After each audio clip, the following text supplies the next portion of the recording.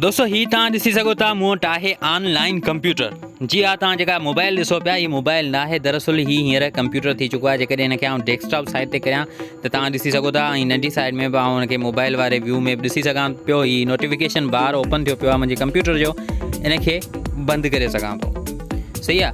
ऐं हिन में जेकॾहिं इहे रोशनी ज़्यादा पियो त नाइट मोड में बि हिनखे आउं यूज़ करे सघां थो। मतिलबु त जेको अखियुनि खे प्रोटेक्ट करण वारी रोशनी ईंदी। ऐं उनखां अलावा कंप्यूटर जा सभई कम ऑनलाइन करे सघां थो। स्टार बटन ते क्लिक कयो ऐं कंप्यूटर जा सभई सॉफ्टवेयर मुंहिंजे साम्हूं खुली विया। जेको यूज़ करणु चाहियां करे सघां थो। ऐं सिर्फ़ु आउं कोन थो करे सघां, तव्हां बि करे सघो था बिल्कुलु फ्री में। त पोइ इहो सभु कुझु कीअं थींदो, उनजे लाइ तव्हांखे हिकिड़ी साइट ते वञिणो पवंदो।